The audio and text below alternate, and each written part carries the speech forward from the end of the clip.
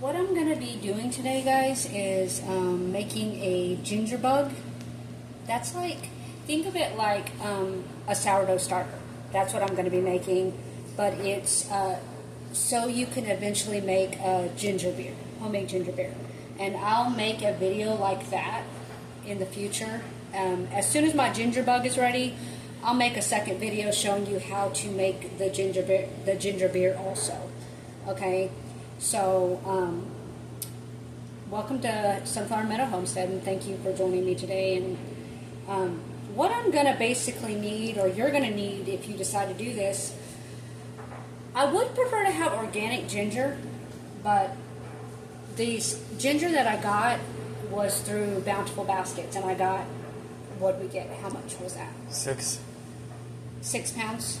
6 pounds of ginger. So that's fine. I mean, what I'm going to do is go ahead and peel the skin off, since it's not organic. If it was organic, you would not need to do that. So what we're going to need is the 2 cups. You're going to need 2 cups of non-chlorinated water. If it's chlorinated straight from your tap, you need to boil it and cool it down first, okay? And then I'm going to do the 2 to 3 tablespoons of fresh ginger root. Like I said before, if it's organic, you don't have to peel it, okay? But I'm going to peel mine. And then you're going to need 2 to 3 tablespoons of sugar. White sugar works the best, okay? And then you're just going to need a jar, a 1-quart jar. And when we're done getting it mixed up, just like with the sourdough starter, you're not going to put, or say you're fermenting like red onion juice and stuff like that, you're not going to put the lid back on there. You're just going to put a coffee filter, okay, and then just place your ring over there so it has time to ferment, basically, okay? So let me just go ahead and get my ginger peeled. I'm just going to take that skin right off there.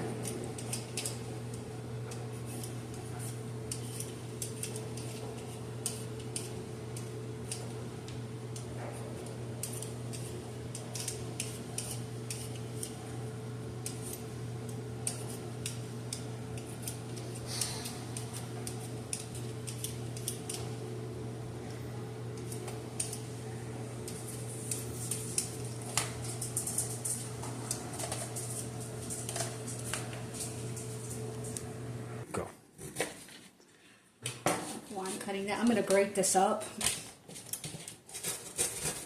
This root's probably about 2 to 3 tablespoons. Just going to grate it with a cheese grater. No special way to do it. You could also chop it if you wanted to.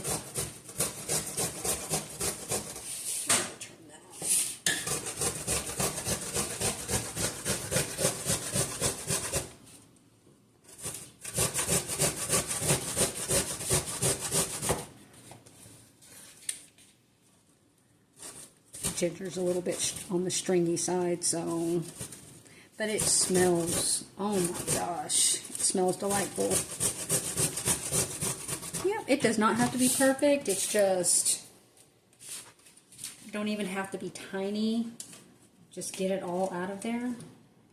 And that's definitely about 2 to 3 tablespoons.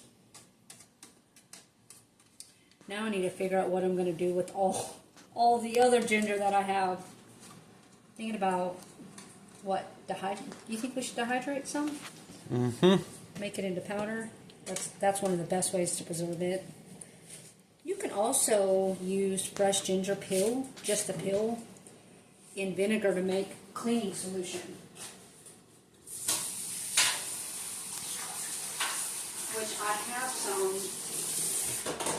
have some of that already started, so I've had it for how long? A few months, probably since June or so. Yeah, the 27th of June. Yes, and that's probably more than ready to go. And you just dilute it. Take out the ginger, strain it out. The peelings. Just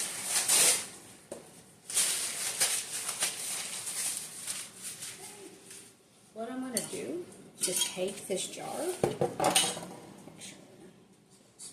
Just take that jar. I'm just going to put this.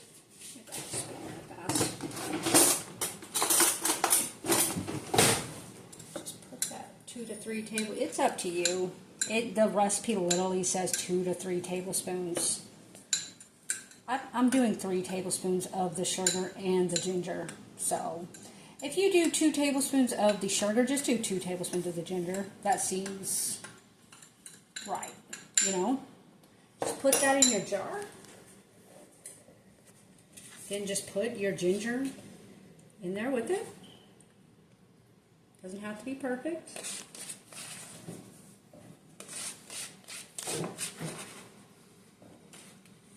And then just put your 2 cups of unchlorinated water. Chlorine inhibits fermentation. Any type of fermentation you're going to do, chlorine will inhibit it. Okay? And I'm just going to take my butter knife. You can stir it with anything you want to, actually. I'm just going to kind of mix that sugar, dissolve that sugar a little bit, and get it going. Then you just get yourself a coffee filter. Your old school coffee filter. Just put that bad boy over there. Take that. Just screw your ring on to kind of secure it. And then you're just going to leave that at room temperature. And then each day, it's like a sourdough starter. Days 2 through 7, each day you're going to add 1 tablespoon of ginger and 1 tablespoon of sugar to this jar. You're going to stir it once or twice a day. Signs of readiness: bubbles rising, sweet tangy aroma, ginger pieces floating. Okay?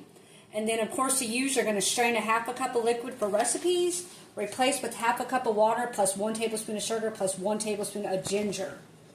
Of course, feed daily if in use, just like with the sourdough starter, or weekly if refrigerated. Just like, well, sourdough starter, you don't have to feed it if it's in the refrigerator at all. But if you're going to not use it and it's just going to be in your fridge, feed it weekly. Okay?